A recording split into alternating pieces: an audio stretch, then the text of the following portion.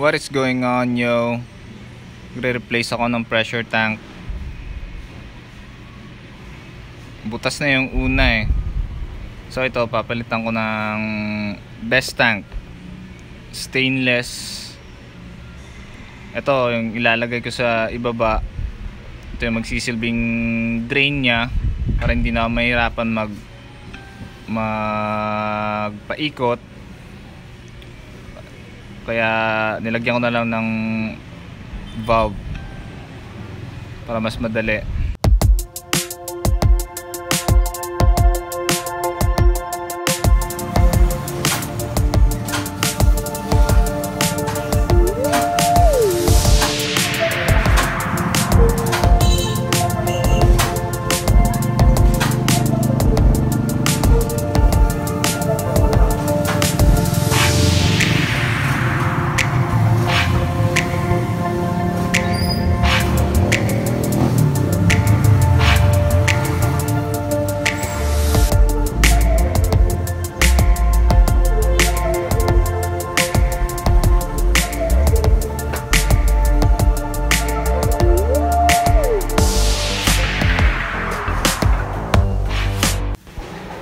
Ito naman yung galvanized iron na pressure tank. Ilang beses ko na pinaayos ng acetylene, pero kaya niya pa rin butasin. May kalawang na kasi yan sa loob,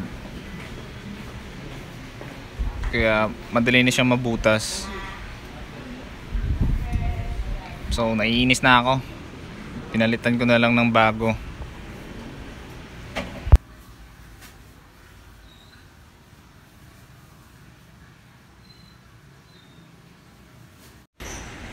Ito naman yung mga pipes niya, naka-fix na. Ang hirap tanggalin. It's in the way pag magpaikot ka. So papalitan ko na lang ng PVC para mas practical, mas efficient, tsaka mas madali siyang tanggalin pag mag-maintenance.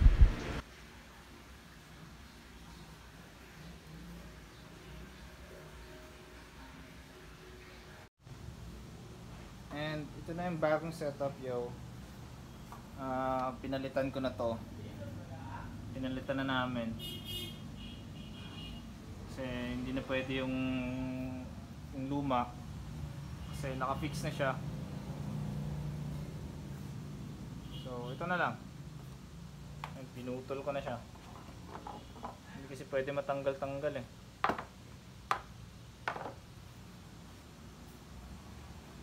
So yan na lang.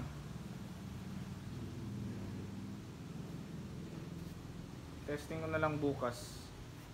Kasi kailangan pa adjustin yung pressure.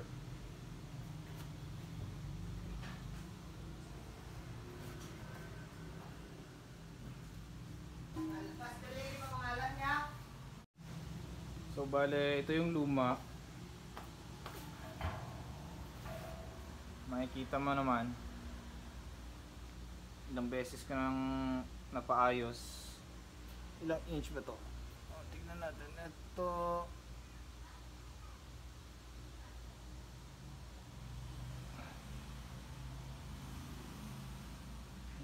2.2 na takal.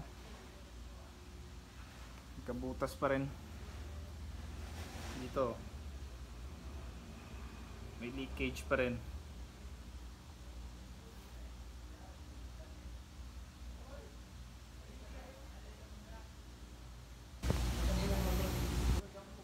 Ito yung luma. Ito na ngayon yung bago.